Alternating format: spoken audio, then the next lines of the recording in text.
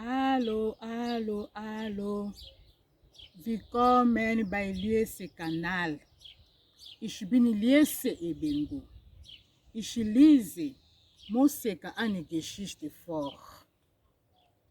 Am Abend ist Papa Udo wieder da. Er hat schon bei der Tagespflege gegessen. Anne braucht aber nicht viel zu machen, nur Brot, Butter und Wurst. Egal wie es um die Gesundheit von Udo auch bestellt ist, Anne ist immer für ihren Mann da.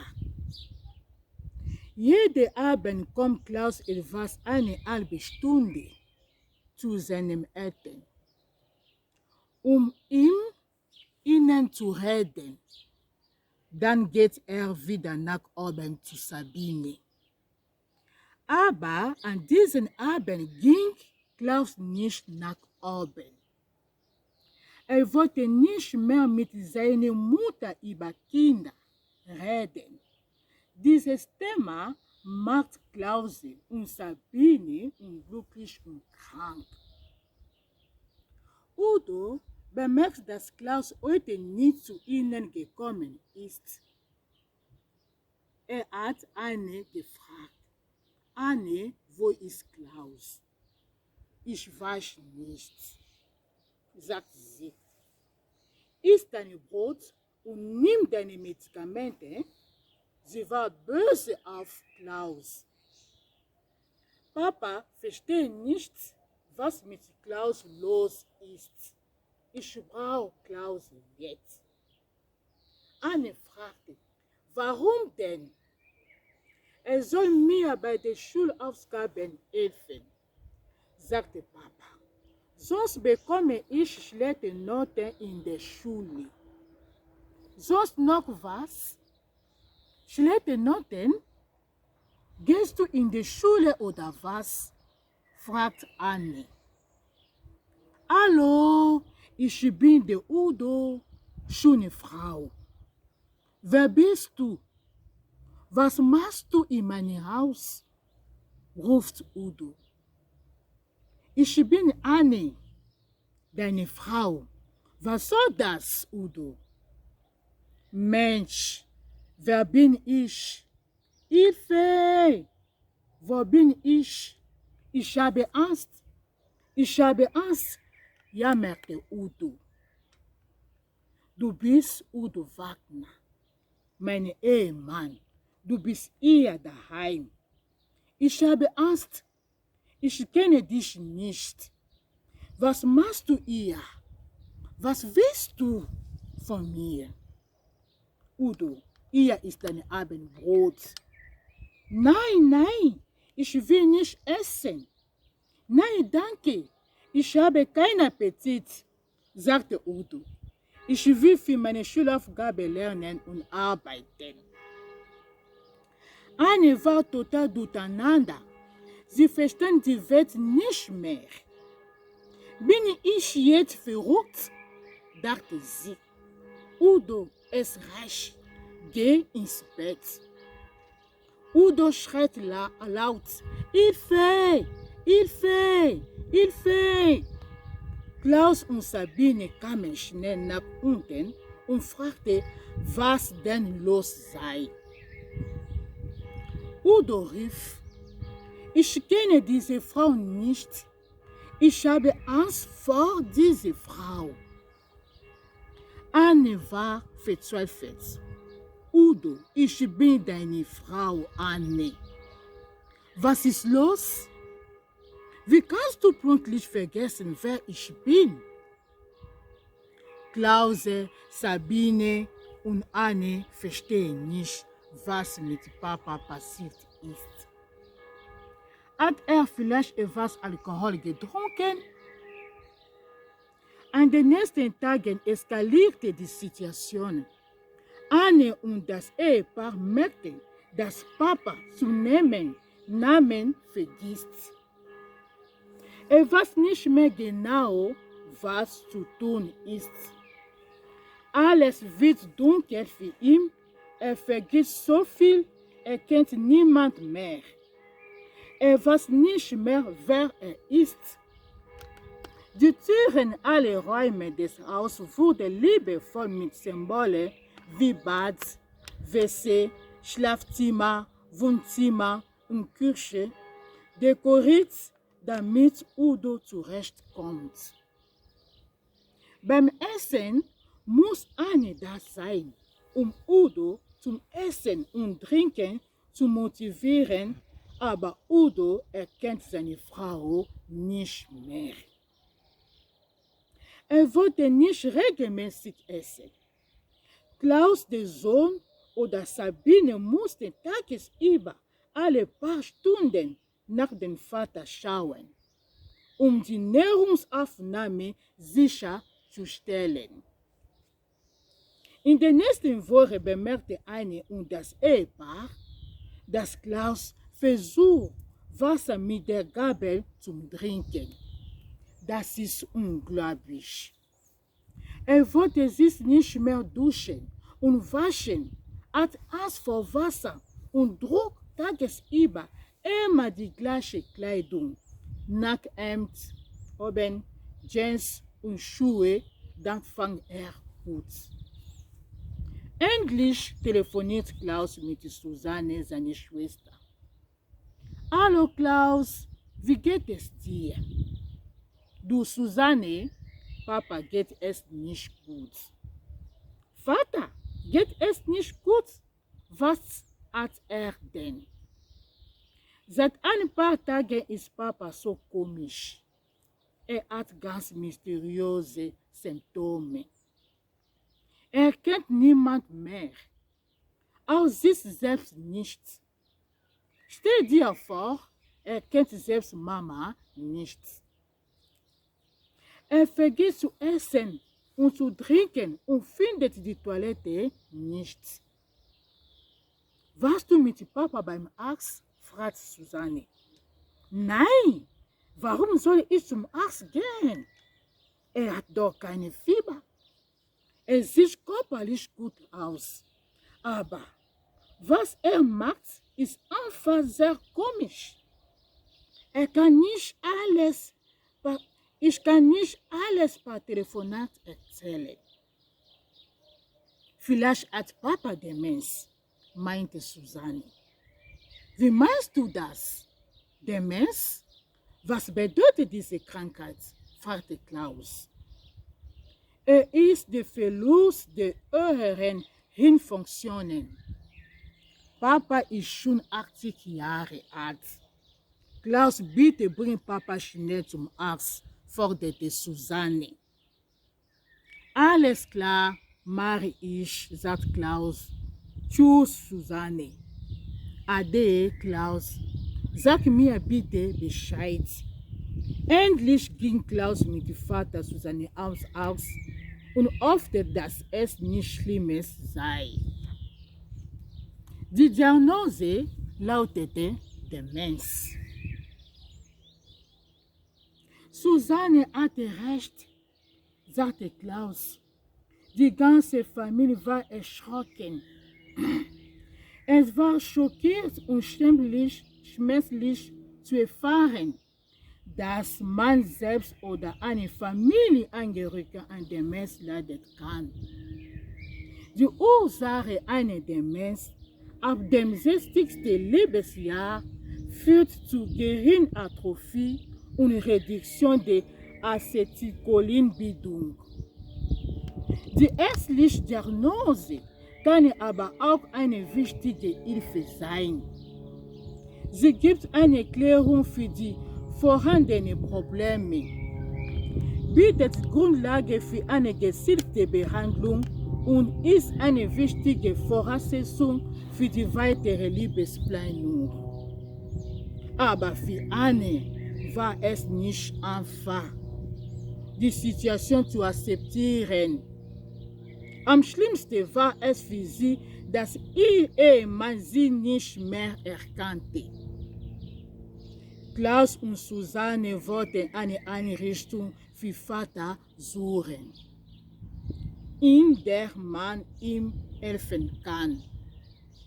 Aber Anne wollte nicht, sie wollte überhaupt nicht darüber reden. Altenheim ist eine Endstation und danach kommt der Friedhof. Der ist ja gleich nebenan. Keine 50 Meter sind's, sagte Annie. Sie wollte nicht, dass Udo sich dahin verabschiedet. Sie brauchte ihren Mann noch. Schon eine Woche später hatte Klaus seine Mutter bei einem Kurs zum Thema Demenz angemeldet. Dort konnte Anne den Umgang mit Udo lernen. Sie wollte die Situation einfach nicht akzeptieren. Anne war gespannt auf den Demenzkurs. Anne hatte zuerst gedacht, dass sie mit dieser Situation alleine sein würde. Aber dort in dem Kurs hat sie viele Leute kennengelernt mit den gleichen Problemen. Die Fortbildung war sehr praxisorientiert und für jede Art einfach zu verstehen. Dort hatte Anne gelernt, den Kranken anzunehmen, soweit dass sie könnte, mit all seinen Veränderungen und Verständnis zu zeigen für sein Verhalten. Anne wusste jetzt, dass sie im Umgang möglichst ruhig, freundlich und gelassen bleiben sollte. Stress und Hektik führen bei Kranken sehr schnell zu geistigen Blockaden und emotionalen Reaktionen wie Gerechtheit, Wut oder Weinen, die er selbst nicht mehr kontrollieren kann. Sie hat auch gelernt, nicht mit Udo zu diskutieren, sondern ihn auf diplomatische Weise zu führen, anstatt ihn mit seinen Defiziten zu konfrontieren. Sie wusste jetzt, wie sie mit Udo reden könnte. Einfach und verständlich. Eindeutige Mitteilung machen. Kurze Sätze verwenden. Auf abstrakte Begriffe verzichten und dabei gelassen bleiben. Anne wusste sich, dass Udo wusste, dass sie seine Ehefrau ist. Sie hatte an der Wand Fotos ihrer Hochzeit hängen. Auch von Klaus, Susanne, der Enkel und anderen Verwandten, damit sich Udo an frühere Zeiten erinnern konnte. So ermöglichte sie ihm gutes Gefühl. Die Fortbildung hat Anne sehr geholfen. Sie konnte jetzt die Situation akzeptieren und sie war ihrem Ehemann bei der neuen Liebesplanung eine große Unterstützung. Vor Beginn aller Aktivitäten des Tages musste sich Udo morgen und abends seinen Mund und die Zähne pflegen. Oft vergaß er dies. Also ließ Anne es nicht mehr zu, dass sich ihr Mann ohne Unterstützung versorgte. Anne benutzte jedoch eine genaue Einleitung. Sie ist sehr wichtig zur Vermeidung von Mundgerücht, von Schleimhautinfektionen und Entzündungen wie Parotitis. Udo wusste nicht mehr, wie das Zähneputzen ging. Er trank das Mundwasser, wollte seinen Mund nicht ausspülen lassen und er fand, dass Zahnpasta gut schmeckte. Möglichst nach jeder Mahlzeit versuchte sie Udos Zähne zu putzen. Beim Waschen gab Anne ihrem Mann Einleitung. Udo konnte sich selber den Oberkörper waschen. Anne half ihm beim Rücken. Rasieren vergesse Udo nie. Wenn er Essen und Trinken vergaß, muss er daran erinnern und dazu ermutigt werden. In letzter Zeit hatte Udo auch immer wieder vergessen, auf die Toilette zu gehen. Und wenn dann im Wohnzimmer annässte, roch es unangenehm. Deshalb trug Anlagen. Mit dem Stuhlgang gab es bisher noch keine Probleme. Manchmal lief Odo nur mit Unterhemd und Unterhose durch das ganze Haus. Da musste Klaus ihm helfen, seine Kleidung anzuziehen. Klaus und Sabine mussten nicht nur nach Odo schauen, sondern sich auch um den Bauer kümmern. Sie hatte eine Menge Arbeit. Klaus unterstützte seinen Vater bei der Grundpflege und der Einnahme der Medikamente. Anne schaffte das nicht alleine.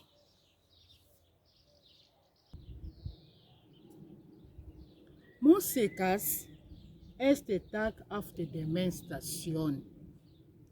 In und zurück zur Toilette. Suchen, aber nicht finden. Urin auf der Flur. Die Bewohnerin sagte, dass die Toilette von einer Frau besetzt war. Die Frau ist immer da, wenn ich zur Toilette möchte. Monseka schaut, aber es war niemand da. Sie hatte sich im Spiegel gesehen. In und zurück, komm. Schwester, meine Mutter ist alt und schwer krank. Sie hat Rückenschmerzen. Sie war schon oft im Krankenhaus, aber sie wird nicht gesund. Komm, Schwester, ich zeige dir, wo meine Mutter liegt. Sie brachte Monseka in ihre Zimmer und sagte auf das Bett, das ist meine Mutter. Sie war selbst so krank, dass sie selbst nicht mehr zwischen sich und ihre Mutter unterscheiden konnte. Alle Bewohner sitzen am Tisch, niemand trinkt. Sie wissen nicht, was sie mit den Getränken machen sollen. Sie schauen Monseka an. Monseka hebt das Glas und ruft Prost! Und alle haben getrunken.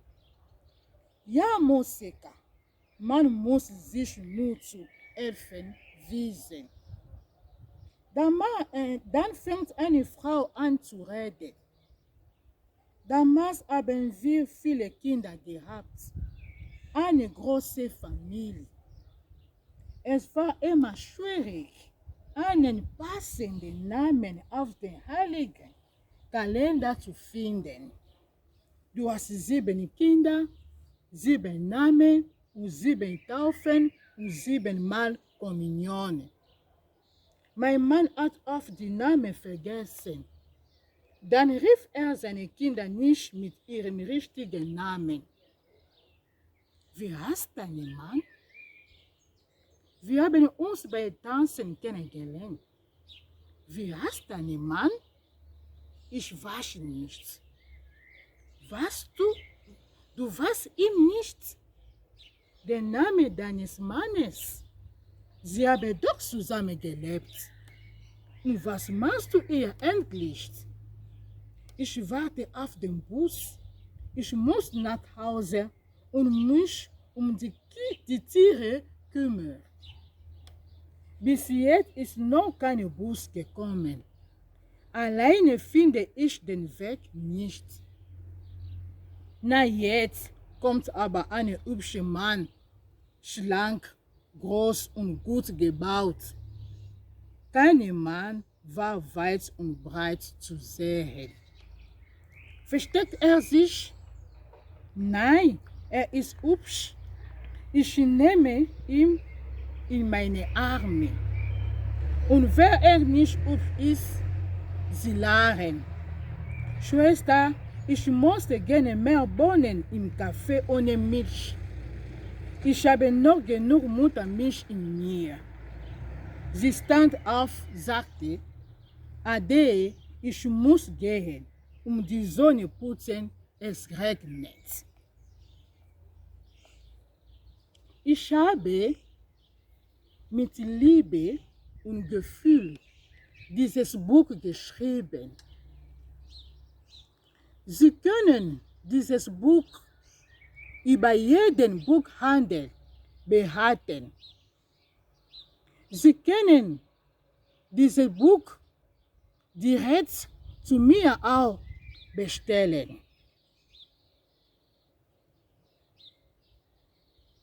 Abonnez-vous auf ce canal.